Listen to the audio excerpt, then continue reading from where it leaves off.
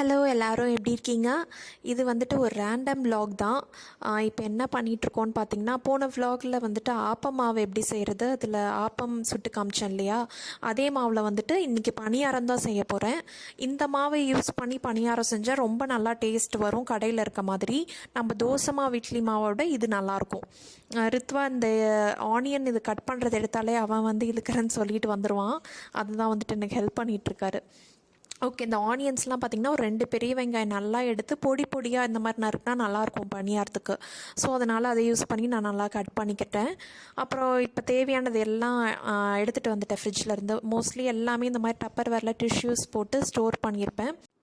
கருவேப்பிலை, கொத்தமல்லி, அப்புறம் தேங்காய், பச்சை மிளகாய்லாம் காம்பு எடுத்துகிட்டு இந்த மாதிரி போட்டு வச்சினோம்னா கொஞ்ச நாள் நல்லா லைஃப் வரும். அப்புறம் நம்ம இப்போ இது செய்ய ஸ்டார்ட் பண்ணிடலாம். கடாயில் எண்ணெய் ஊற்றிட்டு கடுகு, உளுத்தம்பருப்பு, கருவேப்பிலை, கொஞ்சம் இஞ்சி, அப்புறம் வந்துட்டு வரமிளகாய், பச்சை மிளகாய் வேணாலும் சேர்த்துக்கலாம். காரத்துக்கு ஏற்ற மாதிரி சேர்த்துட்டு வதக்கிட்டு நம்ம கட் பண்ணி வச்சுருந்த வெங்காயத்தையும் சேர்த்துட்டு இதுக்கு தேவையான அளவு உப்பு போட்டு வதக்கிட்டோம்னா நம்மளோட இது ரெடி. அதுக்கப்புறமேட்டு கொஞ்சமாக கொத்தமல்லியும் தூவிக்கிட்டேன். இதுதான் பார்த்திங்கன்னா நம்ம பணியார மாவு. இந்த மாவை எப்படி அரைக்கிறதுன்னு சொல்லிட்டு லாஸ்ட் வீடியோவில் போட்டிருக்கேன். சப்போஸ் தெரியாட்டி டிஸ்கிரிப்ஷனில் லிங்க் கொடுக்குறேன் பாருங்கள். ஃபஸ்ட்டு மாவு அரைச்ச பிறகு ஆப்பத்துக்கு நல்லாயிருக்கும். பணியாரம் வந்துட்டு ஒரு 2 நாள் கழித்து சுட்டால் ரொம்ப நல்லா டேஸ்ட் இருக்கும், நல்லா புளிச்சிருக்கும். அதனால் இதே மாவு வந்துட்டு ஊத்தாப்பத்துக்குமே ரொம்ப நல்லாயிருக்கும், அதுவும் ட்ரை பண்ணி பாருங்கள். வெங்காயம் வந்துட்டு பணியாரத்துக்கு நிறையா இருந்துச்சுன்னா நல்லாயிருக்கும், ஒவ்வொரு வாய்க்கும் வரும். ஸோ அந்த மாதிரி அந்த மாவுக்கு ஏற்ற மாதிரி வெங்காயம் நீங்கள் கலந்துக்கோங்க. இது கலந்து ரெடியாக வச்சாச்சு. அப்புறம் நம்ம பணியாரக்கல்லும் வச்சாச்சு. சட்னி தான் இதுக்கு எப்பொழுதுமே எல்லாத்துக்குமே பிடிக்கும் எங்களுக்கு. ஸோ தேங்காய் சட்னியும் அரைச்சாச்சு. எல்லாத்துலேயுமே எண்ணெய் ஊற்றிட்டு எண்ணெயில் நெய் ஊற்றிக்கலாம். நான் இன்றைக்கி வந்துட்டு எண்ணெய் தான் சேர்க்குறேன். எல்லாத்துலேயுமே அப்படியே வரிசையாக ஊற்ற ஆரம்பிச்சிடலாம். ஒரு டிப்பு என்னென்னா பணியாரம் ஊற்றுறப்ப நடுக்குழி இருக்குல்ல, அதுக்கு வந்துட்டு கடைசியாக ஊற்றுறோம். ஏன்னா நடுவில் இருக்கிற குழி தான் சீக்கிரமாக வெந்துடும். ஸோ ஃபஸ்ட்டே ஊற்றிடாதீங்க, அது கடைசியாக ஊற்றுங்க. இதை மூடி போட்டு ஒரு 2-3 நிமிஷம் இருந்தால் சரியாக இருக்கும். அதுக்கப்புறமேட்டு நம்ம திருப்பி போடலாம். இது திருப்பி போடுறப்பே தெரியும், அவ்வளோ கிறிஸ்பியாக சூப்பராக வந்துருந்துச்சு. இந்த மாவில் சுட்டால் தான் ரொம்ப நல்லாயிருக்கும். நம்ம இட்லி மாவில் சுட்டால் அது டேஸ்ட்டே வேறு மாதிரி இருக்கும். இது பச்சரிசி தேங்காய்லாம் இருக்கிறதுனால ரொம்ப நல்லாயிருக்கும் பணியாரத்துக்கு. இந்த பணியார கடையிலலாம் வைப்பாங்க தெரியுமா, அதே மாதிரியே தான் இருக்கும். இதில் கொஞ்சமாக சோடா உப்பு நான் சேர்த்துக்கிட்டேன். அது ஆப்ஷனல் தான். சோடா உப்பு சேர்த்தா இன்னும் நல்லா சாஃப்டாக நல்லா வந்துருந்துச்சு. அன்றைக்கி பார்த்தாலே தெரியும் இவ்வளோ கிறிஸ்பியாக நல்லா இருக்குன்னு சொல்லிட்டு.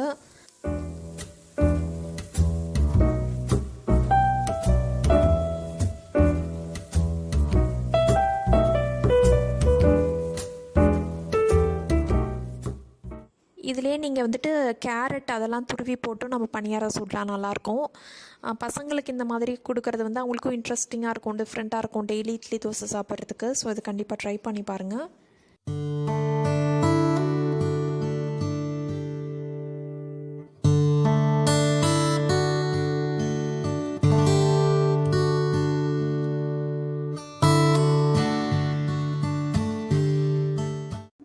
இது நெக்ஸ்ட் டே மார்னிங் காலையிலே வந்துட்டு பிரேக்ஃபாஸ்ட் அண்ட் லன்ச் எல்லாமே பண்ணிடுவேன்.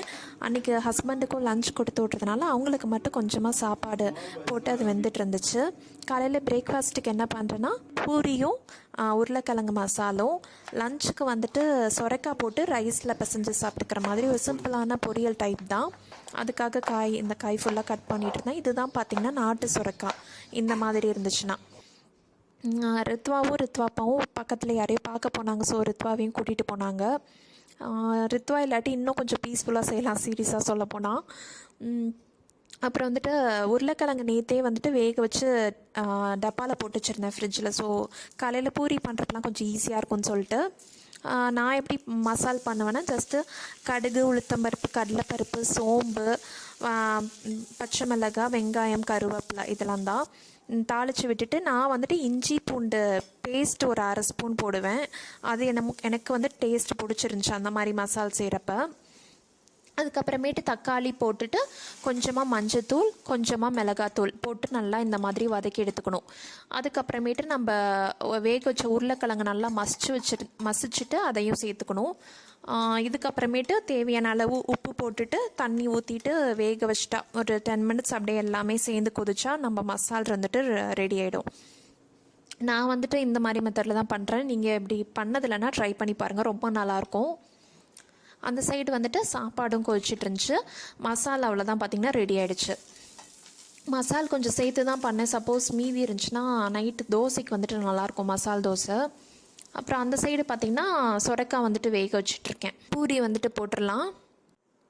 பூரி உப்பி வர்றதுக்கு ஒரு சிம்பிளான ரொம்ப பேசிக்கான டிப் நான் என்ன சொல்லுவேன்னா, ஆயில் வந்துட்டு நல்லா ஹாட்டாக இருக்கணும். ஹாட்டாக இருந்துச்சுன்னா அது நம்ம சுமாராக தேய்ச்சா கூட அந்த பூரி நல்லா வந்துடும். அது ஒரு இதேவே இருக்காது. ஸோ அது ஒரு சின்ன டிப் தான். அதே மாதிரி பூரி ரொம்ப மாவு சாஃப்டாக இருந்துச்சுன்னா எண்ணெய் குடிக்கும். கொஞ்சம் சப்பாத்தி மாவோட கொஞ்சம் ஹார்டாக பிசைஞ்சுக்கிட்டோம்னா எண்ணெயும் குடிக்காது, நல்லா வரும். பிரேக்ஃபாஸ்ட் சப்பாத்தியாடா இது? சரி, அது சாப்பிட்டு வந்து பண்ணிக்கலாம். உட்கார். ஓகே.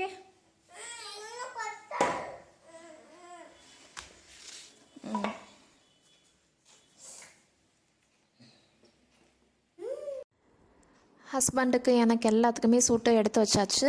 நெக்ஸ்ட்டு பார்த்திங்கன்னா இதுவும் ரெடி ஆகிடுச்சு. தேங்காய் போட்டு கிளறி அப்படியே ஆஃப் பண்ணிட்டேன். இதே சாம்பார் தூளும் போட்டுக்கிறதுனால இதே ரைஸ்க்கு பிசைஞ்சு சாப்பிட்ற நல்லா டேஸ்ட்டாக இருக்கும். ஒயிட் ரைஸ், அப்புறம் வந்துட்டு தயிர் சாதம், கொஞ்சம் ஊறுகாய், அப்புறம் காய், அப்புறமேட்டு ரசம், இதெல்லாம் தான் அவங்களுக்கு நான் பேக் பண்ணியிருக்கிறது. ஹஸ்பண்டும் வந்துட்டு சாப்பிட்டு ஆஃபீஸ் கிளம்பிட்டாங்க.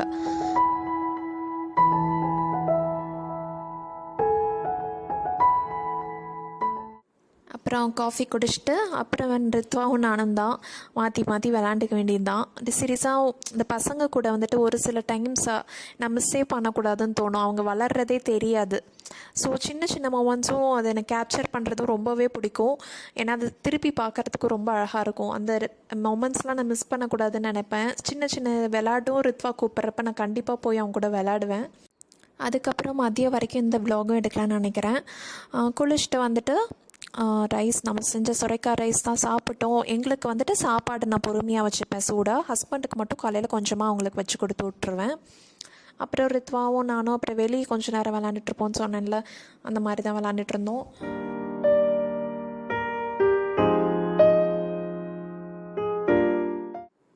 அப்புறம் ஈவினிங் டைம்னால் ரித்வாக்கு வந்துட்டு ஹோம்ஒர்க் கொஞ்சம் நேரம் அப்படியே சொல்லி கொடுத்துட்ருப்பேன்.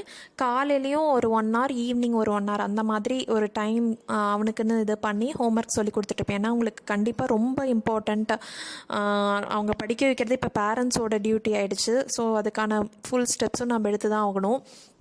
சீரியஸாக அந்த குறும்பான ஒரு பாட்டு வரும்ல, ஜெயம் ரவியோட பாட்டு, அதில் வந்துட்டு ஒரு 2 லைன் வரும். என்ன லைன்னா, ஆட்டம் போடும் போதெல்லாம் உலகே அழகாய் மாறும், வீட்டு பாடம் செய்தாலோ ரத்த அழுத்தம் கூடும்னு. சீரியஸாக அது அவ்வளோ உண்மை.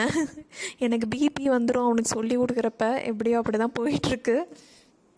ஓகே, அப்படி நீங்கள் ஏதாச்சும் டிப்ஸ் தெரிஞ்சதுன்னா சொல்லுங்கள், எப்படி படிக்க வைக்கிறீங்கன்னு சொல்லிட்டு. அப்புறம் நைட்டுக்கு வந்துட்டு காலையில் சொன்ன மாதிரி தான் மசால் தோசை வித் சட்னி, ஒரு சிம்பிளான டின்னர் தான்.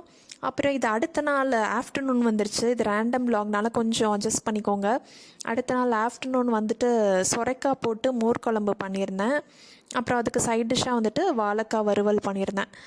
இன்றைக்கி வந்துட்டு கொஞ்சம் பிஸி டே. என்னன்னா 3 கேக்ஸ் இன்றைக்கே வந்து செய்ய போகிறேன். அதில் வந்துட்டு 2 டெலிவரி இருக்குது. ஒன்று வந்துட்டு எங்களுக்காக எதுக்கு செய்கிறேன்னு சொல்லிட்டு நெக்ஸ்ட் வ்ளாகில் சொல்கிறேன். ஒரு ஸ்பெஷல் அக்கேஷன் தான் எங்கள் வீட்டில்.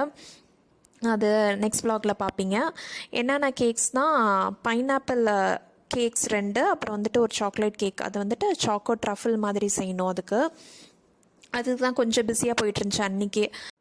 இந்த ஸ்கொயர் கேக் மாதிரி இருக்குல்ல, அது வந்துட்டு பேஸ்ட்ரி கேக். அதை வந்து பீஸ் போட்டு கொடுக்கணும், பைனாப்பிள் பேஸ்ட்ரி.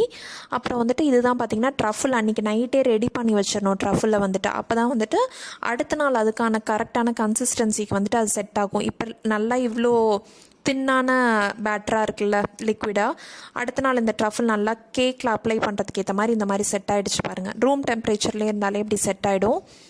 உங்கள் பசங்களோட எப்படி இப்போதைக்கு என்கேஜ் பண்ணிகிட்டு இருக்கீங்க அப்படின்னு சொல்லிட்டு சொல்லுங்கள். எனக்கும் சரி மற்றவங்களுக்கும் சரி கொஞ்சம் யூஸ்ஃபுல்லாக இருக்கும். ஓகே, நெக்ஸ்ட்டு இந்த 2 கேக் காமிச்சேன்ல, அதில் வந்துட்டு டெலிவரி பண்ணுறதுக்காக முன்னாடியே கொஞ்சம் ஃபஸ்ட் லேயர் ஆஃப் கோட்டிங் கொடுத்து செட் பண்ணிகிட்டு இருந்தேன் ஃப்ரிட்ஜில். எங்களுக்கு வந்துட்டு நான் அடுத்த நாள் தான் செஞ்சேன். இதுதான் பார்த்திங்கன்னா இந்த பேஸ்ட்ரி கேக்கு பீஸ் மாதிரி போட்டுட்டு செட் பண்ணிட்டேன். அதை இதுதான் வந்துட்டு சாக்கோ ட்ரஃபிள். நம்ம ட்ரஃபிள் செஞ்சுருந்தோம்ல, அதை வச்சு ஃபினிஷ் பண்ணியாச்சு. அப்புறம் இன்ஸ்டாக்காகையும் ஃபோட்டோ எடுத்துகிட்டு இருந்தேன். என்னோடய இன்ஸ்டா ஐடி தெரியாட்டி டிஸ்கிரிப்ஷனில் செக் பண்ணி பாருங்கள். இது இப்போ டெலிவர் பண்ண போகிறேன் பாக்ஸில் போட்டுட்டு. இந்த vlog-ம் அவ்வளோதான், இதோட நான் முடிச்சுக்கிறேன். இந்த வீடியோ உங்களுக்கு பிடிச்சிருந்தா ஒரு லைக் கொடுங்க, ஷேர் பண்ணுங்கள். நீங்கள் என்ன சப்ஸ்கிரைப் பண்ணலைன்னா மறக்காமல் சப்ஸ்கிரைப் பண்ணுங்கள். நான் ஆர்த்தி, மறுபடியும் உங்களை வேறு இன்ட்ரெஸ்டிங்கான வீடியோவில் சந்திக்கிற வரைக்கும் பாய்.